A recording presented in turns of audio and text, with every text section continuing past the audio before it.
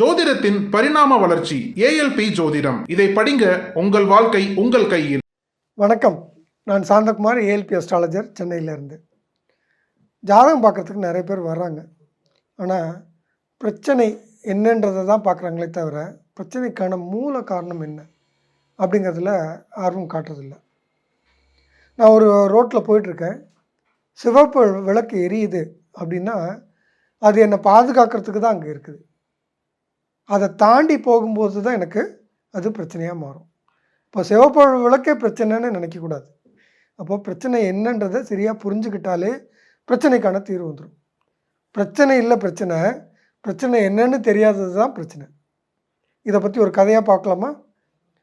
ஒரு ராஜா, கொஞ்சம் முட்டாள் ராஜான்னு வச்சுக்கோங்களேன், என்ன மாதிரி முட்டாள் ராஜா, ரைட்? அவர் சின்ன சின்ன தப்பு பண்ணால் கூட சிரச்சேதம் அப்படின்னு சொல்லக்கூடிய ஒரு தன்மை உள்ளவர். சின்ன தப்பு பண்ணால் கூட ஒரு மறந்து போச்சு, லேட்டாக வந்து சிரச்சேதம்ன்றவர். அந்த மாதிரி ஒரு ராஜா. அந்த மாதிரி ராஜாக்கிட்ட உங்களை மாதிரி ஒரு புத்தாளி வர்றார். அவர் ஒரு சின்ன தப்பு பண்ணி மாட்டிக்கிட்டார், சிரச்சேதம்னு சொல்லிட்டார் ராஜா. உடனே கக்கன்னு சிரிச்சிட்டார் உங்களை மாதிரி இருக்கிற அந்த புத்தாளி. என்ன சிரிக்கிற அப்படின்னு கேட்குறாரு. அவர் சொல்கிறாரு, ராஜா, எனக்கு செத்து போகிறத பற்றி பிரச்சனை இல்லை, ஆனால் என்கிட்ட ஒரு வித்தை இருக்குது. இந்த வித்தை யாருக்காவது கொடுக்காம நான் இறந்துட்டேன்னா அந்த வித்தை என்னோட அழிஞ்சிரும். அதை யார்கிட்டையாவது சொல்லி கொடுத்துட்டு நான் இறந்துடுறேன். அதை பற்றி, மரணத்தை பற்றி நான் கவலைப்படலை அப்படின்றாரு. அப்படியா, உங்கள்கிட்ட என்ன வித்தை இருக்குது அப்படின்னு கேட்குறாரு. அவர் சொல்கிறாரு, என்னால் குதிரையை பறக்க வைக்க முடியும் அப்படின்னு சொல்கிறாரு.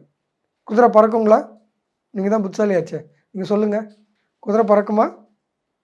பறக்காது. கரெக்டாக? இதுலேயே இந்த பாயிண்டில் நீங்கள் தெளிவாக நில்லுங்க, இதை விட்டு மாறாதீங்க. குதிரை பறக்காதுன்னே இருங்க.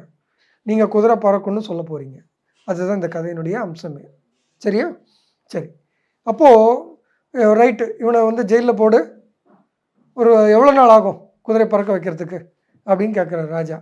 உடனே அவர் சொல்கிறாரு, 5 வருடங்கள் ஆகும் அப்படின்னு சொல்கிறாரு.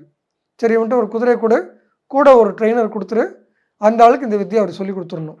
சொல்லி கொடுத்துட்டு அப்புறமா சிரச்சேதம் பண்ணலாம் அப்படின்னு சொல்லிடுறாரு. இப்போ இந்த 2 பேரும் ஜெயிலில் இருக்காங்க ஒரு குதிரையோட. இப்போ இவர் டெய்லி சாப்பிட்றாரு, தூங்குறாரு, எந்திரிக்கிறாரு தவிர உண்மையிலே ட்ரைனிங்கும் கொடுக்கல, ஒன்றும் கொடுக்கல.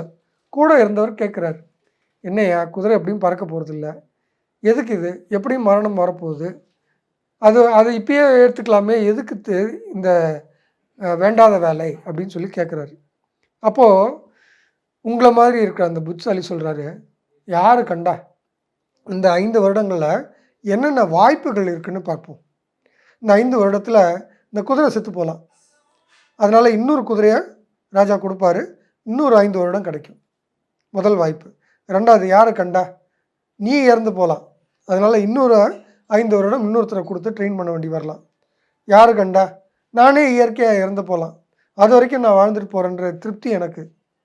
யார் கண்டா இதெல்லாம் நடக்கிறதுக்கு வாய்ப்பு இருக்குன்னா மேபி குதிரை கூட பறந்துடலாம் அப்படின்னாராம்.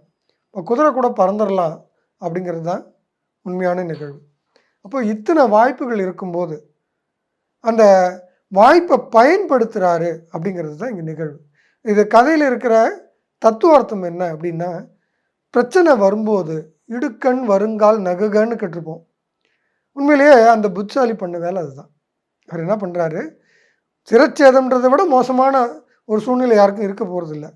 அந்த நேரத்தில் கூட தனக்கு இருக்க வாய்ப்புகளை சரியாக பயன்படுத்திக்கிட்டு அந்த பிரச்சனையை கையாளுற விதம், அதுதான் இங்கே இந்த கதையினுடைய சாராம்சம். இப்போ பிரச்சனை இல்லை, பிரச்சனையை நம்ம எப்படி எதிர்கொள்கிறோம் அப்படிங்கிறதுல தான் வாழ்க்கையே இருக்குது. மூச்சு இருக்கிற வரைக்கும் பிரச்சனை இருக்கும். அப்போது வாழ்நாள் ஃபுல்லாக பிரச்சனை இருக்க போகுது. அந்த பிரச்சனையை எப்படி கையாளுறோன்றதுல தான் நம்ம முன்னேற்றமும் இருக்குது. ஸோ வாங்க, இதற்காக தான் ஜோதிடம் படிக்கவே சொல்கிறோம்.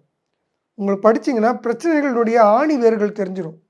அப்போ அதில் இருக்க வாய்ப்புகளும் நமக்கு தெரிஞ்சிடும், அதை சரியாக பயன்படுத்துகிறோம். உங்களுக்கு வெற்றியாளர்னு யாரெல்லாம் தெரியுமோ அவங்கெல்லாம் பிரச்சனை இல்லாமல் இல்லை, அந்த பிரச்சனைகளை எப்படி கையாண்டாங்கன்றதை பொறுத்து தான் அவங்க வெற்றி பெற்றிருக்காங்க. கரெக்டாக? அந்த மாதிரி உங்கள் வாழ்க்கையில் இருக்கிற பிரச்சனைகளை தெளிவாக தெரிஞ்சுக்கிட்டோன்னா ஜெயிக்க முடியுன்றதுனால தான் உங்களை ஏஎல்பி ஜோதிடம் படிக்க சொல்கிறோம். வாங்க, ஜோதிடம் படிங்க. உங்கள் வாழ்க்கையில் இருக்கிற நல்ல விஷயங்களையும் கெட்ட விஷயங்களையும் தெரிஞ்சுக்கிட்டு கெட்டதை சாதகமாகவும் நல்லதை இன்னும் வேகமாகவும் அடையிறதுக்கு எல்லாம் வல்ல இறைவன் உங்களை வாழ்த்துட்டும். நன்றி. சித்தர் பூமி.